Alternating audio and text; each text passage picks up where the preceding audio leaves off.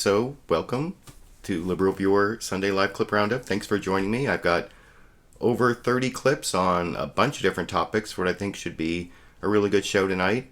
As always, this is my weekly broadcast of the best clips from the Sunday morning news shows, news analysis shows from the corporate media here in the United States, along with a little political comedy and along with my commentary between the clips.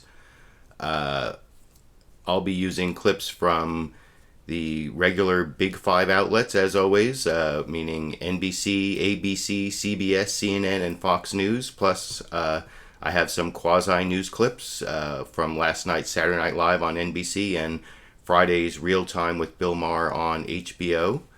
Topics I'll be covering tonight include the Veterans Administration scandal, net neutrality and privacy, equal pay and the firing of Jill Abramson at the New York Times, the Boko Haram kidnapping of the Nigerian schoolgirls, NSA spying, Benghazi 2016 presidential politics. But what I want to start with is this topic that has gotten a lot of play in the media, maybe more than it deserves.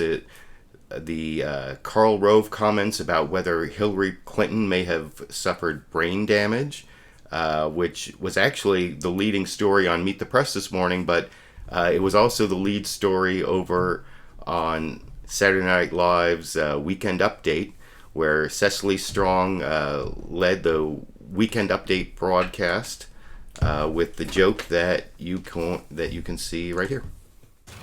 Karl Rove this week reportedly suggested that Hillary Clinton suffered brain damage after a 2012 blood clot. He then turned back into a pudding-like goo and oozed through a drain in the floor.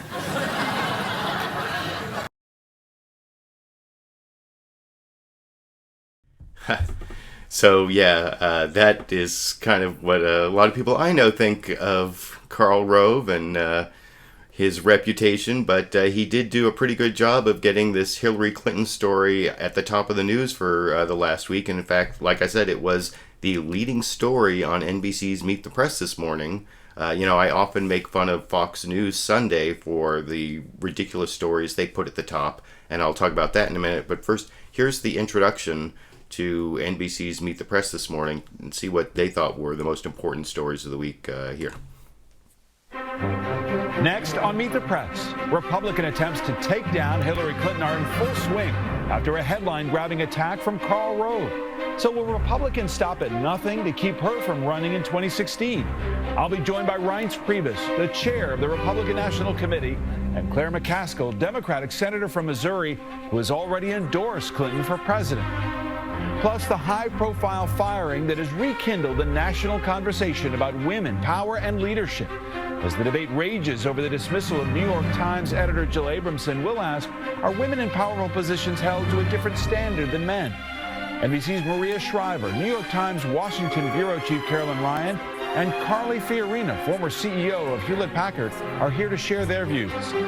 And the growing scandal at the VA. Is the government failing to give American veterans the care they were promised?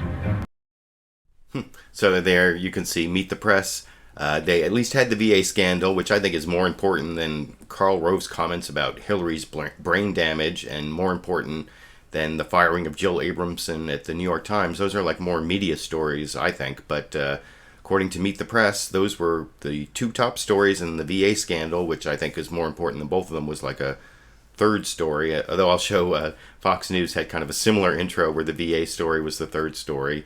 But before I get to that, I want to show... Oh, actually, that is what I want to show next. I want to compare the Meet the Press intro there to the Fox News Sunday intro, where you can see also the Karl Rove story was at the top, but not the Jill Abramson story. Anyway, I'll discuss it a little more after I show that clip over here. I'm Chris Wallace. Former Vice President Dick Cheney and his wife Lynne in their first joint interview since leaving the White House. There has developed over the years of the Obama administration, I think, a sense on the part of others that we have a weak government. We discuss Ukraine, Benghazi, and Hillary Clinton. Mrs. Cheney, why on earth do you think they'd want to see Lewinsky back in the public eye? Dick and Lynne Cheney, only on Fox News Sunday. Then Karl Rove sparks a controversy over Hillary Clinton's health. Do I think she has brain damage? No, I think she had a traumatic brain episode. She is strong. She's doing great. As far as I can tell, she's in better shape than I am. Rove joins our Sunday panel to explain his comments. Plus, growing allegations that veterans die waiting for treatment at VA hospitals across the country. Isn't there evidence here of criminal wrongdoing? That is, falsifying records, false statements to the federal government? That's a crime. It should be, yes.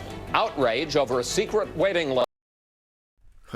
So yeah, there you can see on Fox News Sunday, the VA story was also the third story after the Karl Rove brain damage comments about Hillary Clinton as number 2 story. And then, of course, Dick Cheney on a book tour with his wife, Lynne Cheney, was their top story for, I guess, just because that is an important story in the Fox News universe. I don't know exactly.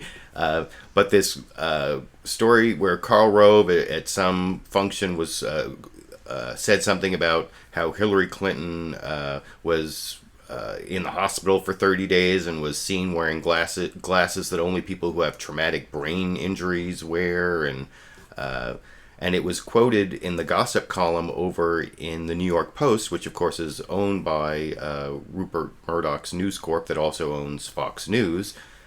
So it was kind of this big spectacle created by Karl Rove and some other people on the right wing, I guess. I don't know. I mean, it seemed like a conspiracy of some kind to get this issue into the news media, and it worked really well.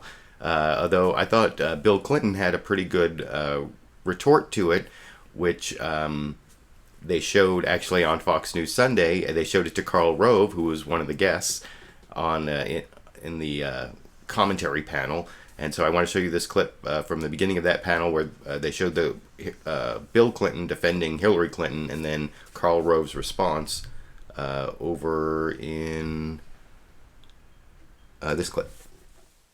First, they said she faked her concussion, and now they say she's auditioning for a part on The Walking Dead.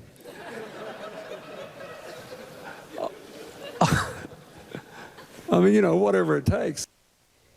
Former President Clinton saying his wife is just fine after Karl Rove questioned the after effects of the concussion that Secretary Clinton suffered back in December of 2012. And it's time now for our Sunday group. Brit Hume, Fox News senior political analyst. USA Today columnist Kirsten Powers, the aforementioned GOP strategist Karl Rove, and Fox News political analyst Juan Williams. Well, Karl, you got the media and even President Clinton talking about Hillary Clinton's health. Mission accomplished? Look, let's put this into context. I was asked, is she running? And I said, my brain says yes, my gut says this is a more complicated decision. And I cited this 30 days of dealing with a very serious health issue. She comes home from the Czech Republic. She stops in Belfast on the afternoon of the 7th of December, 2012. She's seen in public. And the next time we see her in public is back at work is the 7th of January. We see her briefly on the night of January 2nd when she's leaving the hospital. But during that period of time, she has a virus. She has a concussion. They announced on the 15th of December she's fallen and hit her head and has suffered a concussion. We're not going to tell you what day or even where it was. They finally admit that it's at her home. On the 30th of December, Sunday, the 30th of December, she goes in for a routine follow-up, and they announce she's got a blood clot. And they won't say for 24 hours when and where it is. Then they issue a 119-word statement, takes about a minute to read out loud, that says it was between her and her Let me just ask a question. Do you So yeah, it doesn't sound like Karl Rove is really backing down from this whole, from these allegations or this whole line of questioning about Hillary Clinton's health and her possible traumatic brain injury. And one of the most amusing parts of this whole panel discussion was when Juan Williams pointed out to Karl Rove that it was a really unnecessary personal attack, sort of echoing something that, of all people, Newt Gingrich, former Republican Speaker of the House and erstwhile presidential candidate Newt Gingrich said. And then he actually got Karl Rove to admit that he basically blames Hillary Clinton for everything, as you can see over in this clip. Brain damage. Brain damage. Yeah, First but of I didn't all, say it. let me just say. Also, she wasn't in the hospital for 30 days. Oh, you're right. She Okay, was so out I of mean, action for there were 30 some days. mistakes here, Carl, and I think part of it is, and this is what Newt Gingrich was getting at, is that Newt Gingrich says this is a personal attack. It wasn't about ideas. It wasn't even necessarily. Look. It was a personal attack. The GOP at this moment is apoplectic over Hillary Clinton. Hillary Clinton's to blame for Benghazi. Hillary Clinton's to blame for Nigeria. Hillary Clinton's to blame for Monica Lewinsky. Glad you admit it. Hillary Clinton was a terrible Secretary of State. You guys are going crazy, and this now is like it's like not only you're beating her, you're beating her about the head and generating sympathy for her. Be careful about your analogies. So yeah, I thought that was kind of amusing where Juan Williams got Karl Rove to admit that he basically blames Hillary Clinton for everything that's gone wrong in the world almost, and this is just another thing to another reason to attack Hillary Clinton. The whole story seemed kind of strange to me, and I saw that some Republicans, I mentioned Newt Gingrich, didn't really want to defend this comment from Karl Rove and actually attacked him for it. And Reince Preibus, the head of the Republican Party, was also over on Meet the Press, where, of course, this was the lead story. And he wouldn't go so far as to say that Karl Rove should apologize, but he didn't really defend him other than to say that the health of a candidate is an issue. And I'll talk about that a little more after I show that clip here. Karl Rove should apologize. Was this over the line? Karl Rove apologize? Well, I don't. It's up to Karl Rove. I mean, Karl Rove's a political operative. I understand. But do you he think it plays was over the hardball. line? Look, I think that health and age is fair game. It was fair game for Ronald Reagan. It was fair game for John McCain. When people came at John McCain and said maybe he's psychologically not fit because he was a prisoner of war. And so, look, But wasn't Well, one thing that David Gregory didn't mention, wasn't that other Republicans who attacked John McCain about his being a prisoner of war? I'm not sure that that was actually Democrats, but I didn't have time to research that. But I started to play the wrong clip there where David Gregory actually asked Democratic Senator Claire McCaskill from Missouri the same question, and I kind of liked her answer as to whether she thought Karl Rove should apologize, that basically she doesn't care if Karl Rove apologizes, and I'll talk about that a little more after I show that clip here. Karl Rove should apologize? Was this over the line? You know, I think Karl Rove is struggling to be relevant. I mean, this is a guy who took hundreds of millions of other people's money in the last cycle and had abject failure. So I think he's trying to be part of the conversation. I think we all know what this is. It's a cheap political shot. It's the kind of politics that kind of make people not want to participate, and it's too bad. We see a lot of this. So, yeah, there's Senator Claire McCaskill from Missouri, a state I used to live in, and actually the senator from the state I live in now, Dianne Feinstein, was over on CNN's State of the Union, and she basically had similar comments to make about Karl Rove. I enjoyed this. I believe she actually called Karl Rove pathetic, or no, his attack pathetic. And I'll talk about that a little more after I show that clip over here. First of all, the Karl Rove effort was pathetic. And I think it's but caused legitimate? the... I mean, no, the idea of a health of the candidate? No. No, not legitimate. Well, the gist of it, that, you know, she has to be... Someone's going to have that she has sustained brain damage, that's legitimate? Right, the quote brain damage he denies, but nonetheless, yes, no. What I'm asking you, is it legitimate to say that Hillary Clinton will have to be forthcoming about her health? In my view, she's in the prime of her political life. She's got the energy, she's articulate, she's got the background, she's got the smarts, she has all of the elements of a good leader, plus the fact, and this is not to be underestimated, she is enormously attractive to people. And she carries the torch for women, who are the majority of votes in this country, very strongly and holds it very high. And I think people respond to her. Do you worry? So, yeah, I thought that was a good defense of Hillary Clinton from the Karl Rove attack from two Democratic senators there, Claire McCaskill and Dianne Feinstein. Even Dianne Feinstein, who's a Democratic senator from my state who I often disagree with. But I thought she did a fairly good job there. And before I leave the topic of Hillary Clinton and get to some more pressing issues like the Veterans Administration scandal. I want to show one clip from, I showed on Fox News Sunday, their top story was the Dick Cheney, Lynne Cheney book tour. And I want to show one comment from Lynne Cheney on the whole Hillary Clinton issue. Lynne Cheney on Fox News a couple weeks ago, 1 or 2 weeks ago, said something about how this Monica Lewinsky story in Vanity Fair was somehow a conspiracy from the Clinton camp to get the issue out there, and it never really made sense to me as to why.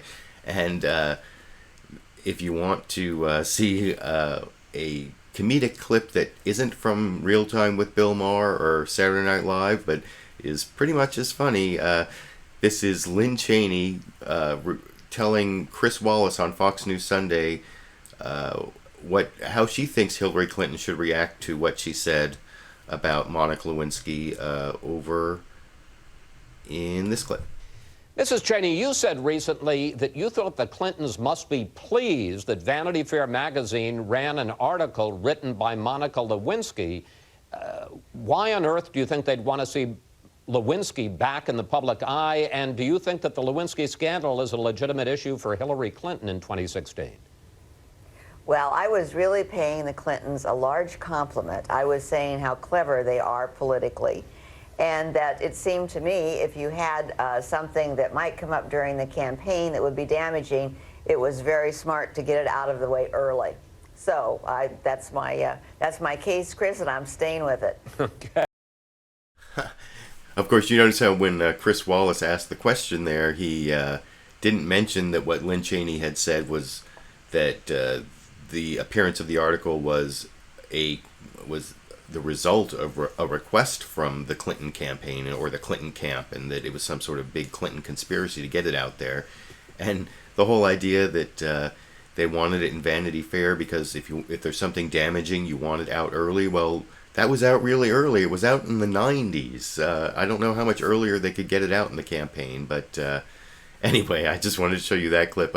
I don't think Hillary Clinton felt that Lynne Cheney was complimenting her, but I thought that was kind of a humorous explanation, and that's the last clip I want to show on the whole Hillary Clinton issue, but I do want to show a few clips on this Veterans Administration scandal. The last video I made that I uploaded yesterday, actually, or was it yesterday? Yeah, last night I uploaded a video. It's an edited, produced Fox News bias video about the VA scandal. It's about how Fox News hid the role of Bush Wars in the VA scandal. And I haven't really covered the VA scandal last week, although there was some discussion of it because it was mostly from pundits and not newsmakers. But I do want to show a few clips on the VA scandal, and I want to start with NBC's Meet the Press did a sort of anatomy of the scandal or what happened this week, so I want to show that. This is from NBC Pentagon correspondent Jim Miklaszewski. I think I'm pronouncing that correctly. And I'll talk about it a little more after I show that clip here. Only a week before he went to battle on Capitol Hill over the growing VA scandal, Secretary Eric Shinseki, in an NBC interview, sounded somewhat oblivious to the gathering storm. Do you completely understand why there's that level of outrage right now? Well, I think I do. I'm a veteran myself. Whistleblowers claim that up to 40 veterans died while awaiting treatment at the VA hospital in Phoenix, and that administrators there and at least 7 other VA hospitals tried to cover up the long wait times. This past week, the scandal reached a boiling point. Wednesday, under growing calls for Shinseki to resign, President Obama says he stands by Shinseki, but then orders White House Deputy Chief of Staff Rob Neighbors to oversee the VA's response to the controversy.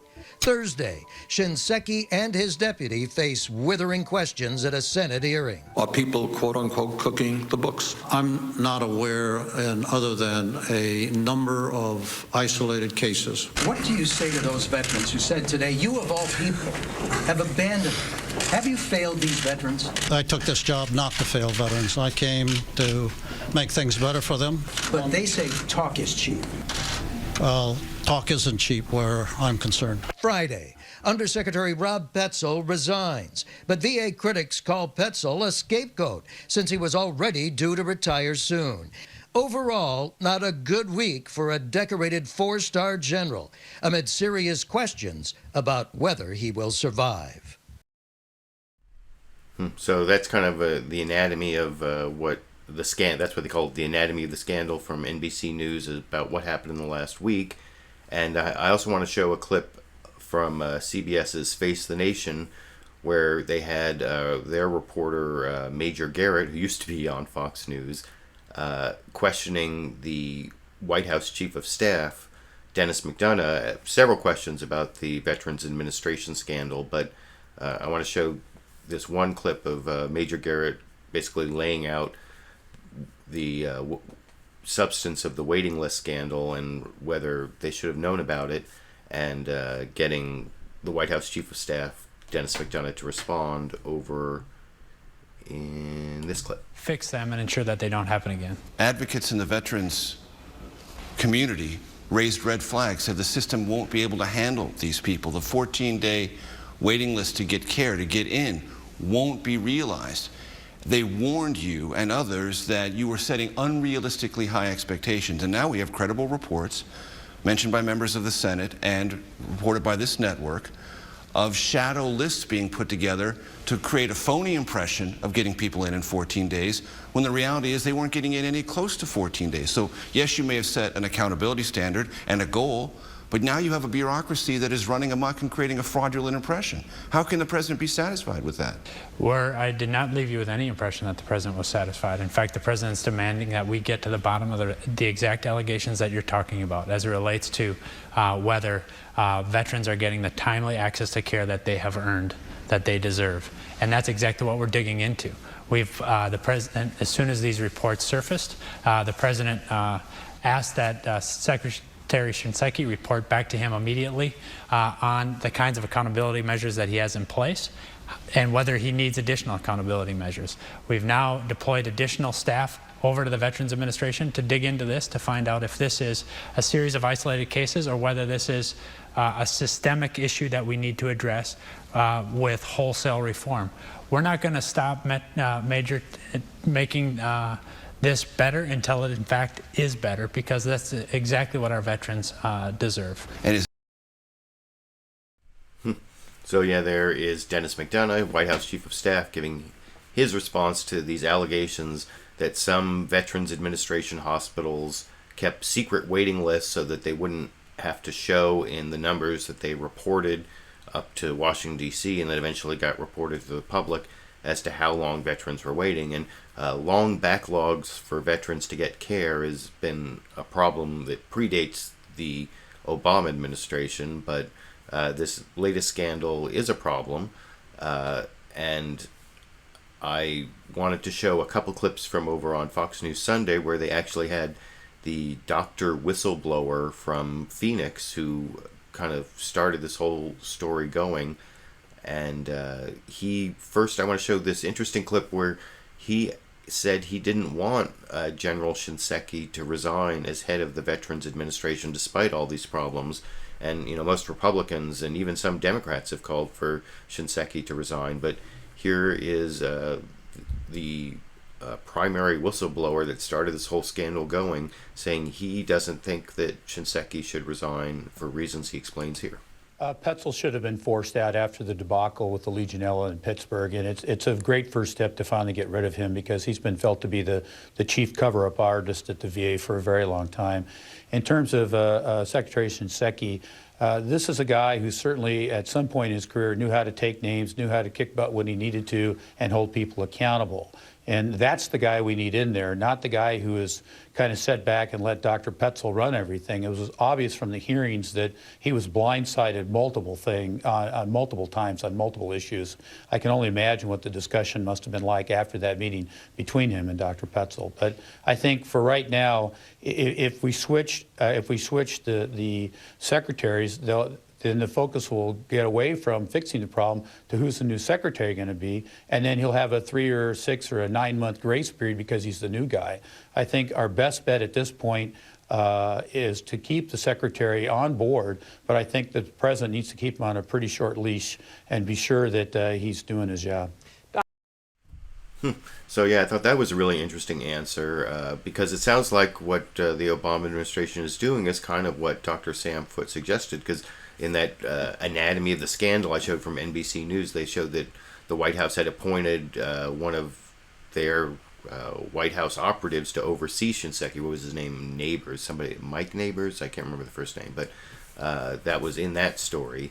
And then the whole thing about Shinseki shouldn't resign. He should just become, a take-charge general like he used to be in the military, although, of course, a bureaucracy like the Veterans Administration doesn't respond to the chain of command as well as the military does, which is maybe what one of Shinseki's problems is. And I also thought it was interesting that he really blamed Petzel, the guy who just resigned.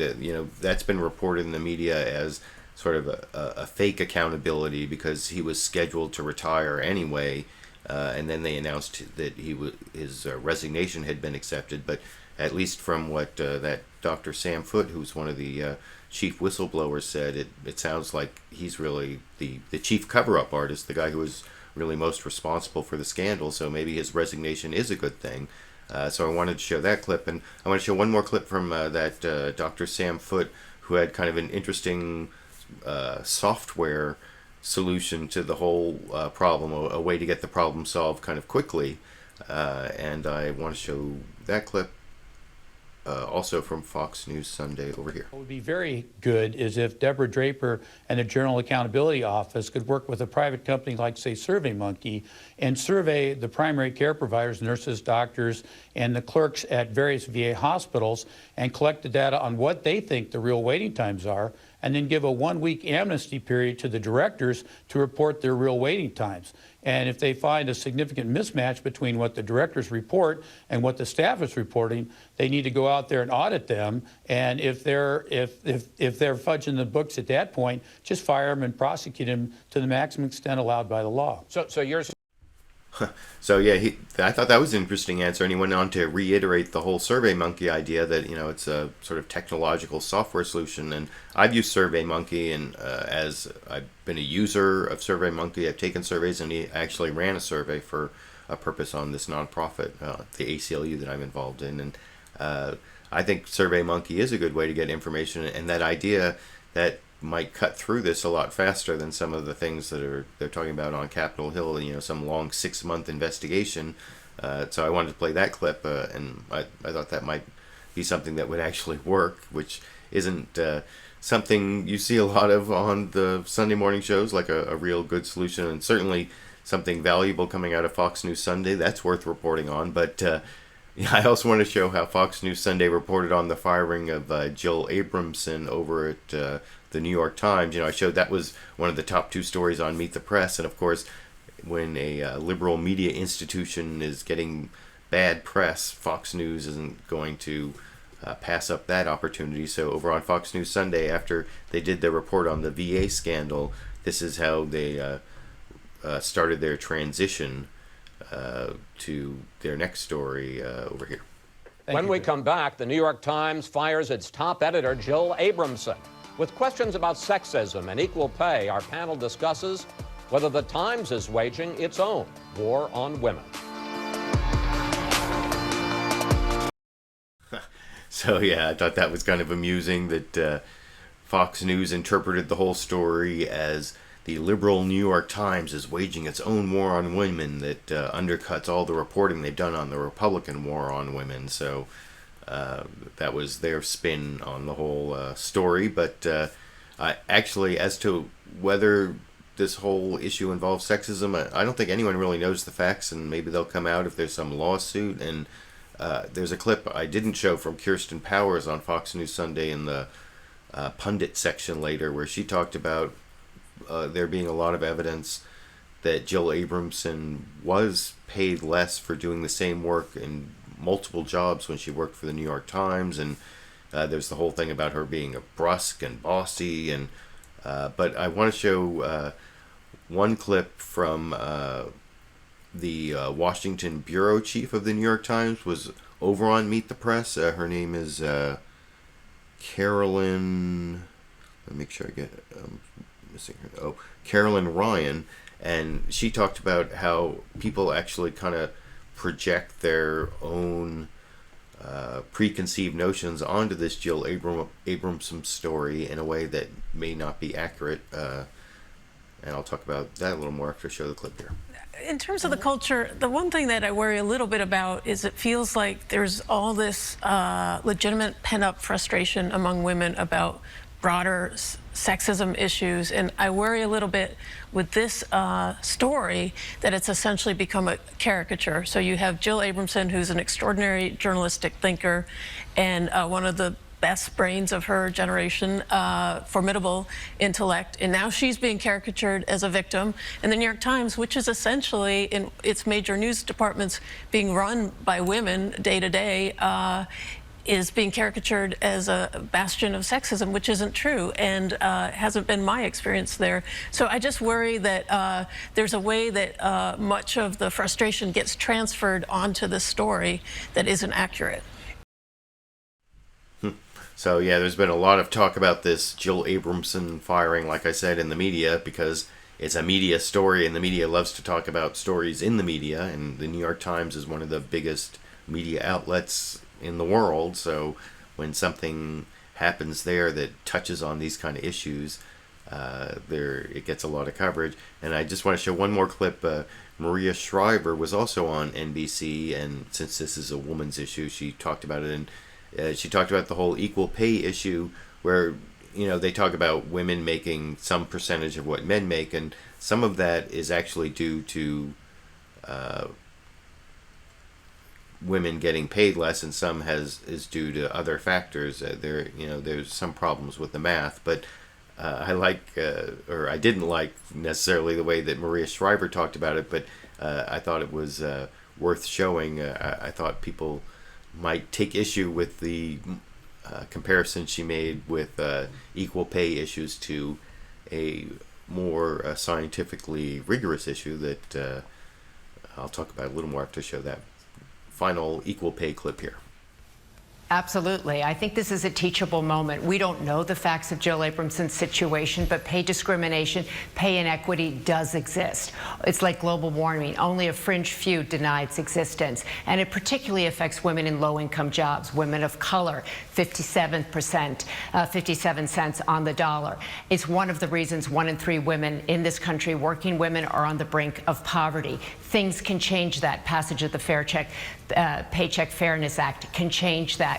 I think this is also a teachable moment for women in leadership. How do women lead? What is their style? Are they judged differently? I think they are, and women have to decide for themselves what kind of leaders do they want to be. Can they withstand what being called certain names? How can they survive in the workplace? And that.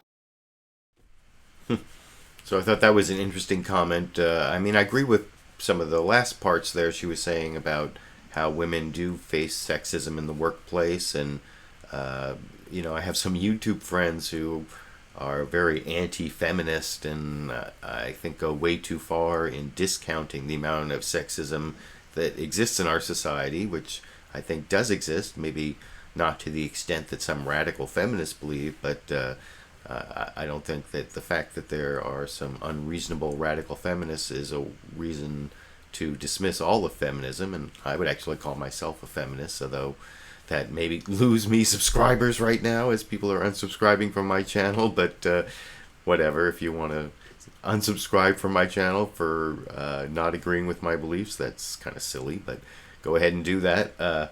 I did want to disagree a little bit with what Maria Shriver said there about comparing the equal pay issue to climate change, because like I said, I think there's some math problems with the, women make 73 cents or 77 cents or whatever it is, or I think she said 58 cents for low income women of color.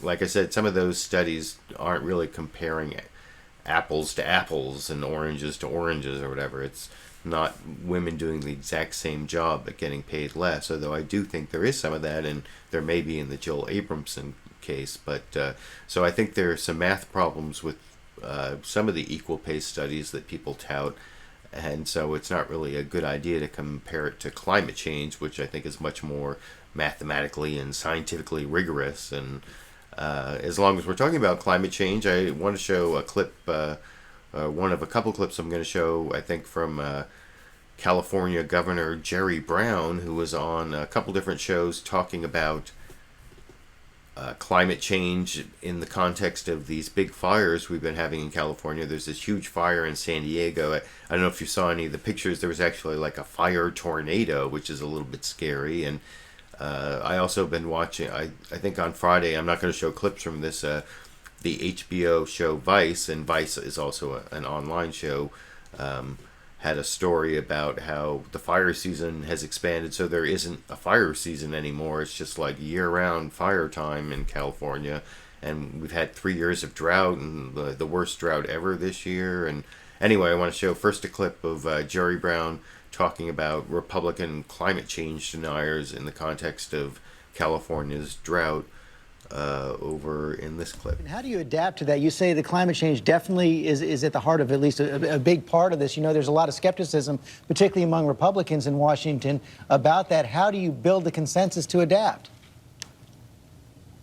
That's a challenge. It is true that there's virtually no Republican who accepts the science that virtually is unanimous. I mean, there is no scientific question. There's just political denial for various reasons best known to those people who are in denial. But whatever the thoughts of the Republicans, we here in California on the front lines, we got to deal with it. We've already appropriated $600 million. We had 5,000 firefighters. We're going to need thousands more. And in the years to come, we're going to have to make very expensive investments and adjust. And the people are going to have to be careful of how they live, how they build their homes, and what kind of vegetation is allowed to grow around them. So I thought that was sort of a vigorous defense of climate change against Republican deniers. And I think I also want to mention that Jerry Brown has been mentioned as a possible presidential candidate if Hillary Clinton doesn't run. And I'm going to talk a little bit more about some presidential issues in a minute. But I want to show first a clip from HBO's Real Time with Bill Maher. This is one of a few clips I'm going to show. This is the one from his monologue I'm going to show where he actually talked about, this is Friday night's episode 318. He talked about why he thinks that Republicans, what are Republicans' explanation for global warming and especially this drought in California. I'll talk about that a little more. I have to show this clip here. Republicans still denying that climate change is real and man-made. They say the heat we're experiencing here is because Mexicans are smuggling in weather.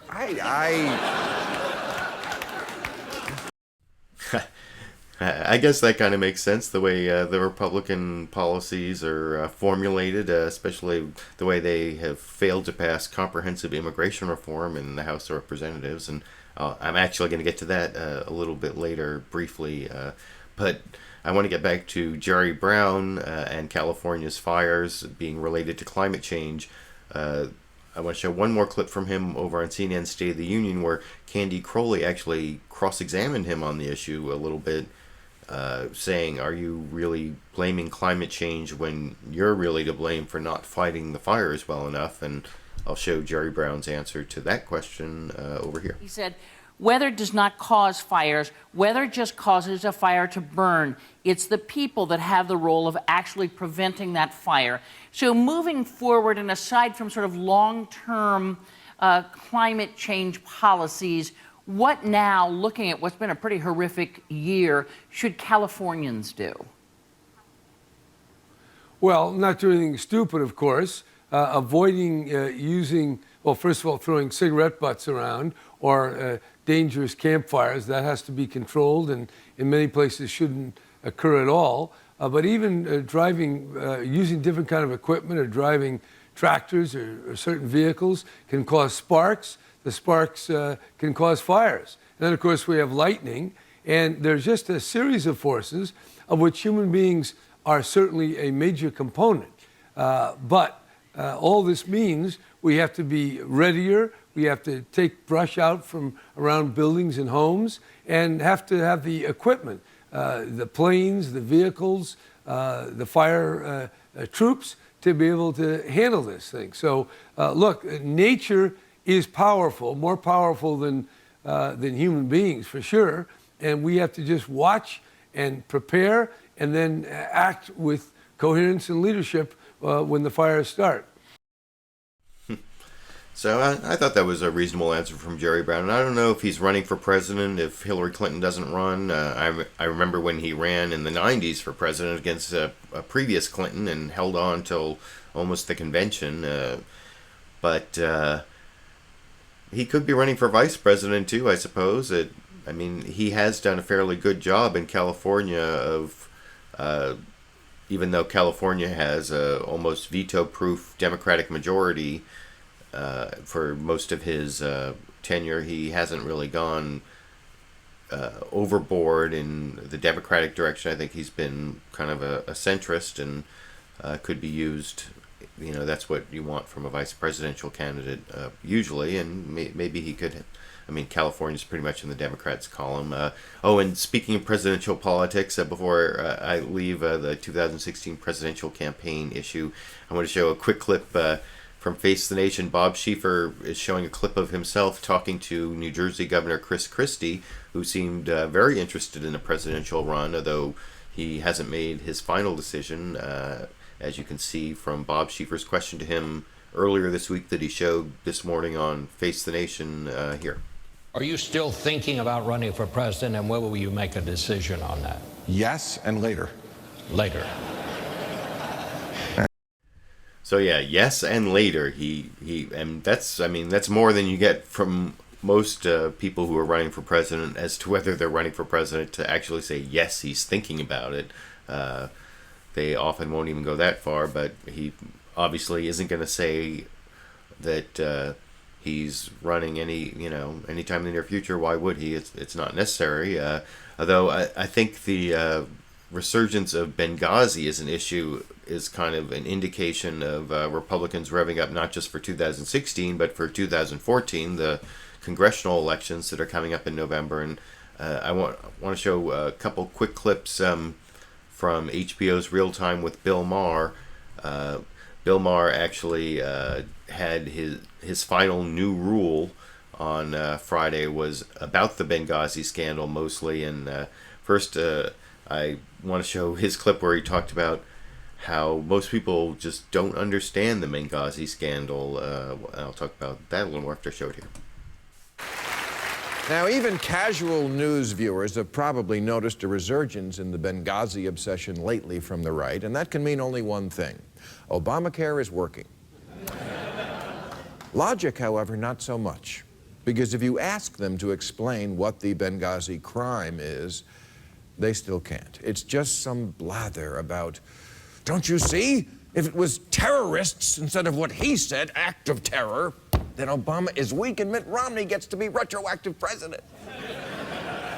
It's like trying to relate to someone who's tripping when you're not. Sorry, we don't see the spiders.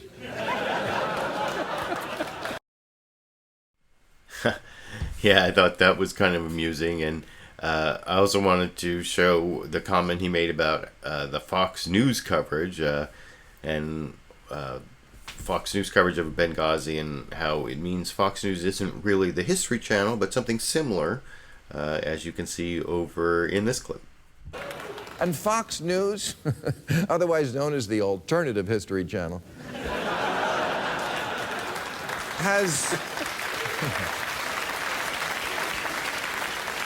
has actually taken to cutting away from presidential press conferences if Obama isn't asked questions about Benghazi. Take that, reality.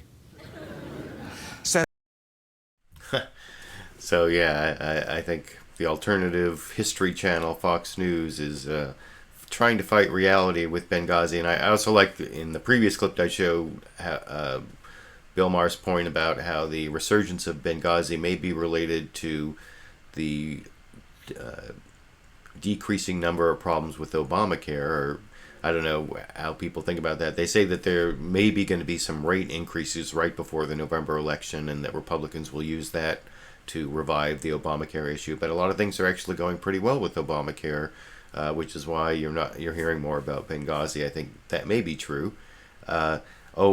Speaking of the split in the Republican Party, or the way Republicans are running things in the congressional elections for 2014, I thought it was interesting. On Fox News Sunday, they do this Power Player of the Week at the end every week, and usually they pick someone who's like mostly non-political, although may have some like political aspect to what they do. Like the head chef at the White House, or somebody who works with wounded warriors or something like that. But this time they actually did this like chief political strategist for the Chamber of Commerce, talking about how he's working to make sure that the establishment wins over the Tea Party in the Republican primaries, so that Republicans don't have any more like Todd Akins talking about legitimate rape. And I thought it was kind of an interesting hat tip to the establishment over the Tea Party, the way they covered it on Fox News Sunday this morning. And first they talked about how this guy, his name is Scott Reed, how he worked for like big establishment candidates in the past, like Bob Dole, and then you can basically hear him say, we're not gonna give money.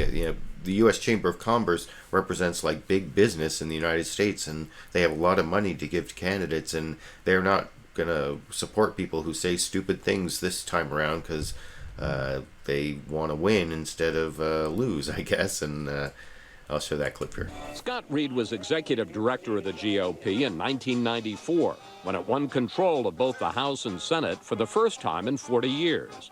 In 1996, he ran Bob Dole's presidential campaign. Now a political consultant, he decided to get aggressively involved in primaries so the party won't end up with nominees who can't win in November. If you say something stupid, we're not going to support you. Because if it crosses the line and is disrespectful, we're out. This week, the Chamber's president, Tom Donahue, took another controversial stand, saying the GOP must pass immigration reform. If the Republicans don't do it, they shouldn't bother to run a candidate in 2016. So yeah, there's the head of the Chamber of Commerce saying that comprehensive immigration reform has to pass, or Republicans have no chance to win the presidency in 2016, which I thought was interesting. And I think I mentioned earlier I was going to show that clip. But I also thought it was interesting how the big business money is getting frustrated with Tea Party candidates and is really looking to back establishment candidates. And I don't know if that's going to increase chances for Republicans to take the Senate, or how the Tea Party is going to do. There are a bunch of primaries coming up this Tuesday, so some of those questions will be answered. And anyway, I thought that was interesting, and I showed that clip there. I also want to show a couple clips on the Boko Haram kidnapping of those nearly 300 Nigerian schoolgirls. That was a big story last week. Not as much coverage this week, but of course the girls are still missing. And I did want to show a little bit of the coverage that was on the corporate media news analysis programs this morning, including sort of an extended report from ABC's Hamish MacDonald on This Week with George Stephanopoulos, talking about how there are ongoing military operations, but there are problems with the Nigerian government and the Nigerian military. And I'll talk about that a little more after I show that clip here. Latest. The search for the kidnapped Nigerian girls is stepping up. The 7th Division of Nigeria's army is leading the way, with surveillance support from the US overhead.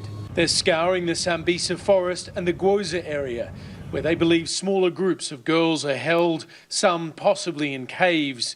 But Nigeria's military is facing criticism about its effectiveness. We're now looking at a military force that's quite frankly becoming afraid to even engage. International partners, including the US and UK, have been reluctant so far to share all intelligence, fearing leaks inside Nigeria's military may be tipping off Boko Haram.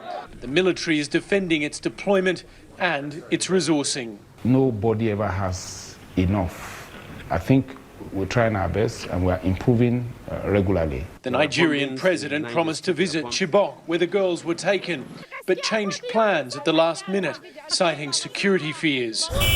In the volatile northeast, we met families of the missing. These fathers feel nervous, abandoned and frustrated. There is no policemen, no soldiers, no any civil servant towards. Are you angry? Yes. At this weekend's summit in Paris, Boko Haram was labelled West Africa's Al-Qaeda, as leaders promised to wage total war on the group. For all this rhetoric about war on Boko Haram, there are still serious doubts about the capacity of Nigeria's military. The State Department view seems to be that even if the girls can be located, Nigerian soldiers might lack the skills to carry out a successful rescue mission. George? So yeah, Hamish MacDonald's point as the reporter from ABC News on This Week with George Stephanopoulos that there are problems with the Nigerian military is actually echoed in the next clip I want to show you, the other clip on the whole Boko Haram kidnapping of the Nigerian schoolgirls issue.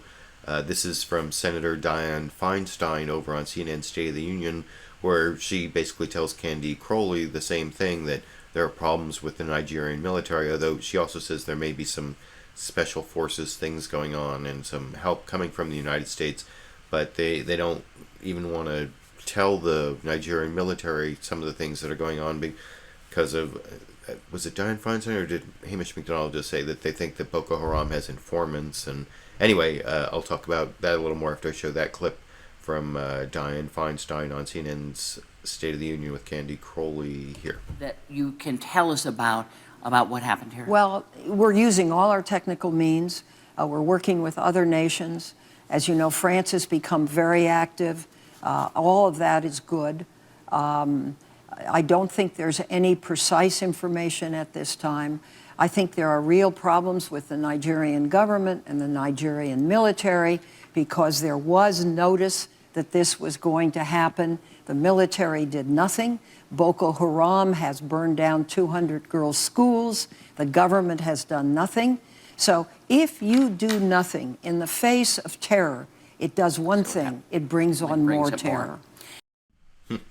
So yeah, I guess it was Hamish MacDonald's report that talked about how Boko Haram had informants in the Nigerian military, and it was Dianne Feinstein there who was blaming the Nigerian military for not acting when they had prior notice that this kidnapping was going to take place, which was also reported in clips I showed last week on LiberalViewer Sunday Live Clip Roundup. And having shown Dianne Feinstein talking about Boko Haram, I also want to show a clip of Dianne Feinstein talking about NSA spying. Candy Crowley asked her about Glenn Greenwald's new book, Nowhere to Hide, which I have on order. Hopefully I will have that book up in the background here in the next week or two.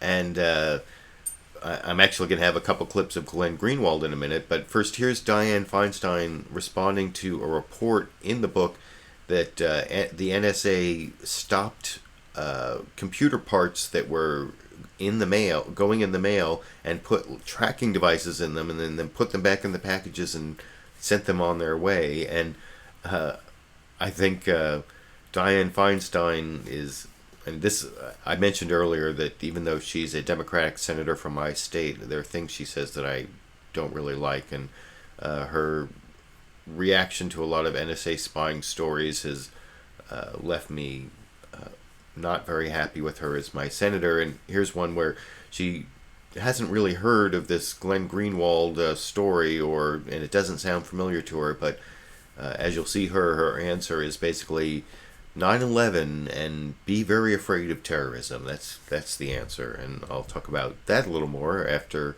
I show that clip here. Look, he talks about the NSA leaving almost no stone unturned to just collect massive amounts of information.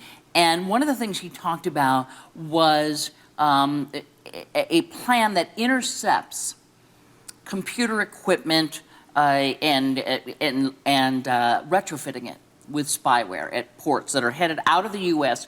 to other countries. I haven't read his book. I just saw it for the first time in the green room, as a Right. matter of fact. So I'm not going to comment. I am going to say this. Does that sound familiar at all, though? Like taking computers off of... No, it does not. Okay. I can look into it. It does not sound familiar. But I can tell you this. We just went through the opening of the 9/11 museum. I know they will come after us if they can. I see the intelligence. Terror is not down in the world. It is up. Both deaths, injuries, in many, many different places. Al-Qaeda has metastasized. And the question comes, how do we prevent an attack in this country? Now, the program that's been so criticized, the 215 program, Collecting the begins phone data. with a targeted terrorist who is abroad, calling into this country. It's not a surveillance program. Right. What it is a data collection program. And some of that's going to be changed. The House Judiciary Committee has passed a bill. The House Intelligence Committee has passed a bill. We are looking at those bills. It may be that we can find a way to make some improvements that will solve everyone's problem with it to a great extent. So there wasn't a lot to like in that answer from Dianne Feinstein, especially her response to this charge that the NSA has been putting these spy devices into computer equipment before it gets sent out. I think it was overseas, but even so, that doesn't make it any better. And her answer was basically, I was just at the 9/11 memorial and terrorism is on the rise. And I actually want to show a couple clips from Glenn Greenwald, who was interviewed over on, let me get this, I believe he was on Meet the Press. And so David, he was actually being interviewed by Pete Williams, the national security correspondent, I think, for NBC. And first he was asked by Pete Williams to respond to the question as to whether the revelations that Edward Snowden made and that Glenn Greenwald reported have hurt U.S. national security by giving out, sources and methods that terrorists have now changed their communication methods. And I actually showed Richard Clark, someone who I kind of respect, on LiberalViewer Sunday Live clip roundup last Sunday, saying basically the same thing. But anyway, I'll talk about that a little more after I show the clip from Glenn Greenwald responding to that charge on Meet the Press here. As you know, the heads of several U.S. intelligence agencies and also in the UK have said that these disclosures have caused potential terrorists to change their method of communication, which makes it harder to detect. What about that? Does that concern you? This claim that these disclosures have helped the terrorist is the same script from which they always read whenever people shine a light on what they're doing. And I hope nobody is willing to accept it on faith, but instead demands evidence that that has happened, because there actually is none. So yeah, I thought that was interesting, because if you go back and look at that clip from Richard Clark last week, I don't think he really gave much evidence. Of course, that isn't necessarily a total refutation of what he said, because in these kind of, he's saying that terrorists have changed their method of communication, but that's probably something he, even if it were true, something he wouldn't want to talk about. Because it would just make the whole problem worse. I don't know. But not that I'm discounting what Glenn Greenwald said there, and I do think someone should give evidence before accepting that charge that national security has been hurt and that terrorists have changed their method of communication. There should be some actual evidence. And I also want to show one more clip from Glenn Greenwald talking about internet privacy, or answering a question actually from, I think it was from Twitter, that Pete Williams asked him for this interview on Meet the Press about whether people were targeted not for being terrorists but just for being activists or being outspoken in their opinions on the internet. And here's Glenn Greenwald answering that question in this clip. Time for your questions submitted through social media. Helen asks, how much are activists, humanitarians, or those outspoken about government policies targeted, and how? We published a document in the book about 6 different individuals that the government considers to be, quote, radicalizers, who are not members of terrorist organizations or plotting terrorist attacks, who just express radical ideas. The government has collected their intimate online sexual chats, visits to pornographic sites, and plots in this document how to release the information so as to undermine their credibility. There's other information targeting people who visit the WikiLeaks website or support the activist group Anonymous.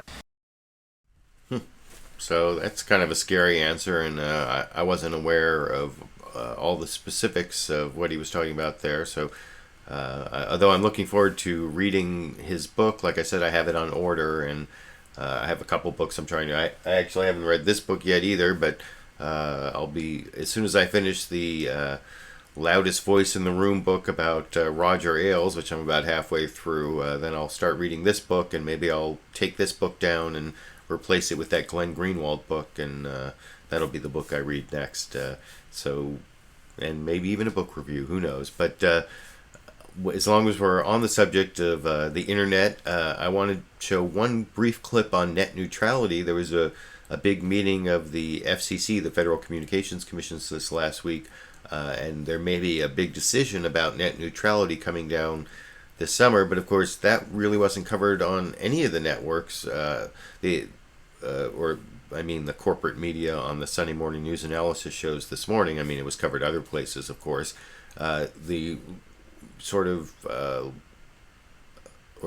only place I saw it covered on the Sunday morning shows this morning was over on ABC's This Week with George Stephanopoulos, where they did a quick report on it, and I'm going to show part of that report from their reporter Jeff Zeleny over here. New fears Washington may take that wide-open superhighway and turn it into a toll road, allowing internet giants like Verizon and Comcast to charge your favorite websites for faster service into your home, leaving you stuck with the bill and leaving the little guys stuck in the slow lane or never getting off the ground. If this had been in place all along, what innovations do you think we wouldn't have now? I'm not sure Twitter ever gets started because the cable company will say, Twitter, how's this going to make money for us? Forget it. Internet providers insist innovation won't be stifled and say a two-tiered system is a matter of fairness. The debate has drawn protests, but regulators say don't worry. Personally, I don't like the idea that the internet could be divided into haves and have-nots. And I will work to see that that does not happen. The FCC will issue a decision this summer that could pave the way for a new divide on the internet. For This Week, Jeff Zeleny, ABC News, Washington. So that was pretty much the only coverage of net neutrality on the corporate media news analysis shows on this Sunday morning. They did do somewhat of a discussion of it after that report from Jeff Zeleny, and I did like the clip from Tim Wu. Tim Wu did a great article back in like 2005 or 2006 that I used to refer to all the time about fair use and safe harbor and the whole YouTube versus Viacom struggle about whether YouTube was responsible for copyright infringement by people who upload to YouTube. And there was actually sort of a analog to the safe harbor concept in a later discussion. There's this guy on, his name, let me make sure I get it right. He's sort of this libertarian from some tech, I think it's called Tech Freedom movement website. His name is Berin Szoka. And he talked about this decision in Europe this last week, this sort of like the right to be forgotten law, I guess it is, or decision it's called, where they ruled that this person who didn't like this bankruptcy that came up when his name was Googled in Europe had a right to have it removed. And you know, there are a lot of like specific details, but it does give people more of a right to hold websites liable for what's on them than the safe harbor concept does. And I want to show this guy Berin, Szoka making that point, and I'll talk about it a little more after I show that clip here. This decision by the European Court about this so-called a right to be forgotten, which would give people the right to ask Google or some other search engine to take down links that they find embarrassing. You worried about that? I'm very worried about that. As a practical matter, it's going to make it really hard for internet websites like Reddit to keep providing user content. That's why in the U.S. we decided not to do that, to not make sites like Reddit responsible for what their users do. That really has been the basis of the open internet in this country. And so my concern is that there's sort of a false debate here. There are people who say privacy is dead, and that's not true. I don't believe that. But then there are people who say privacy is an absolute fundamental right, and that leads you to crazy decisions like the European one. So the real goal is to figure out in the middle how to deal with real harms, real problems. When the NSA is able to get all of our information, when police can get information about us without going to a judge. How about when companies... So, I don't know, that was kind of an abstract discussion, but I thought I would at least show one clip on that issue, and actually I only have a couple more clips I want to show before I get to the discussion that I see going on in the comments section, for at least for a couple minutes real quick before I have to end the show. But two clips I want to show first. Yesterday was the 60th anniversary of the Brown versus Board of Education decision, and that was covered a little bit on a couple different shows, and I wanted to show this interesting analysis of it that I hadn't heard before from Massachusetts Governor Deval Patrick, another person who's considered a Democratic presidential nominee possibility if Hillary Clinton weren't running, and maybe he will run after 2016. But anyway, here's something that Massachusetts Governor Deval Patrick said about Brown versus Board of Education 60 years later that I thought was worth seeing in this clip. Where they choose to live. I remember a friend of mine describing Brown versus Board of Education as being the example of sending the kids in to do what the adults wouldn't do. The adults wouldn't live together, wouldn't integrate the neighborhoods, so we sent the kids in to integrate the schools. And the power, the enrichment of leading an integrated life around people who are different, bringing them to your table, bringing them into your lives, into your friendships, into your love, which is how my wife and I have tried to raise our kids, and I think has made for a much richer life for us, and I think in many, many other quarters, a richer country. Well, that's definitely true, and I thought that was an insightful comment that I hadn't heard before, that Deval Patrick attributed to his friend, unnamed friend, that Brown versus Board of Education was our way of getting kids to do what the adults wouldn't do, which was integrate and spend time with people different than themselves, and it has had that good effect, I think. The final clip I want to show you, last week there was no Meet the Press, and I thought that was a little strange. I've heard Meet the Press has had some ratings difficulty. NBC has been consistently in third place among these shows that I've been showing, and I actually tweeted to Meet the Press last Sunday that they should change their slogan, because their slogan is, if it's Sunday, it's Meet the Press, and it was Sunday and there was no Meet the Press, and I tweeted that as sort of a joke to the Meet the Press Twitter account. And then I noticed at the end of Meet the Press this week, they talked about how next week there won't be any Meet the Press because of Formula One auto racing. And then David Gregory, kind of dishonestly, if you think about it, repeated the whole Meet the Press slogan that I was talking about as the final clip I'm going to show you here. For today, we're not going to be here next week because of NBC Sports coverage of auto racing, Formula One, but we'll be back on June 1st. If it's Sunday, it's Meet the Press. So yeah, that's the last clip I want to show you. That is NBC's David Gregory saying, if it's Sunday, it's Meet the Press, right after saying next Sunday, it's not going to be Meet the Press. So judge the dishonesty of that clip for yourself. And I started really late, and I have to finish the show within just a couple minutes, but I did notice that I've had a lot of live viewers, about 70 or 80, so I do want to look in the comment section real quick, and I see people have been arguing with each other as usual, but let's see. Rise and Link says, LV, is YouTube cracking down on copyrighted content unfairly, in your opinion? A lot of YouTubers are complaining they're going too far. Well, that's not really on topic, but one of the reasons I was actually late today is because when I do clips from HBO's Real Time with Bill Maher and NBC's Saturday Night Live, I have to reprocess them and shrink them down so that they don't get caught by Content ID, and I have a lot of problem with it. I've had a lot of my HBO Real Time with Bill Maher clips caught, and I actually got this weird letter from the head of anti-piracy at HBO sort of apologizing for all the Content ID claims I have to respond to and saying it's the fault of the software and we don't expect to be filing any claims against you or we expect to be releasing all our claims against you if you keep doing it the way you're doing it, and whatever. I may talk about that in a later video, but I do appreciate that comment there. And I do want to take one or two more quick comments before I finish up.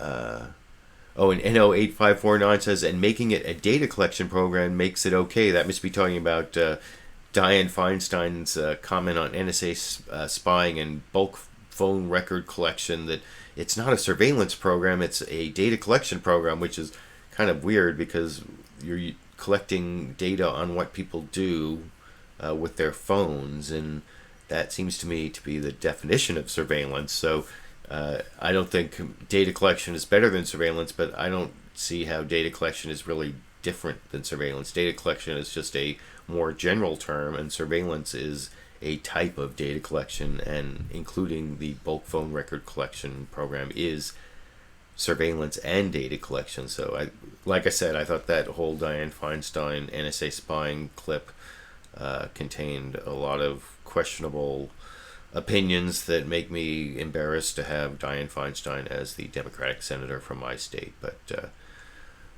Indeed says Boko Haram is a false flag to distract from Benghazi. I think I may have just been trolled, or I can only hope that was a trolling comment. But let's see. Oh, Gabor Kospor says Google is just depicting information that's already public about this whole right to forget. Well, if you can't find it in a Google search, from what I've heard some other stories about this right to forget, be forgotten on the internet decision in Europe, and it's basically a decision that's confined to the results of a Google search for a person's name, which has a really important effect on people's reputation because people get Googled all the time when going for jobs. And I think the specifics of this case was that there was someone who had a bankruptcy who showed up, and they didn't want it to show up because it was old and irrelevant. So if it doesn't show up on a Google search for your name, it's a lot less public. It would be my response to Gabor Kasper there. And anyway, it's I've been doing the show for almost an hour and 15 minutes, and I'm way over time because I have to get going. So I appreciate all of you who showed up for the live discussion, and all of you are watching it as a recorded show as well. I hope to have some best excerpt from the show up tomorrow night, and if you want to give me a comment as to which topic would make the best excerpt to upload tomorrow night, let me know that if you're watching before Monday night. Otherwise, I will see you next Sunday for Liberal Viewer Sunday live clip roundup at 6:30 p.m. Pacific, like I try to do every Sunday, giving you the best clips I could find from the corporate media and the quasi-news comedy outlets that I take the clips from. No more Saturday Night Live till next fall, but I hope you enjoyed the clips I picked out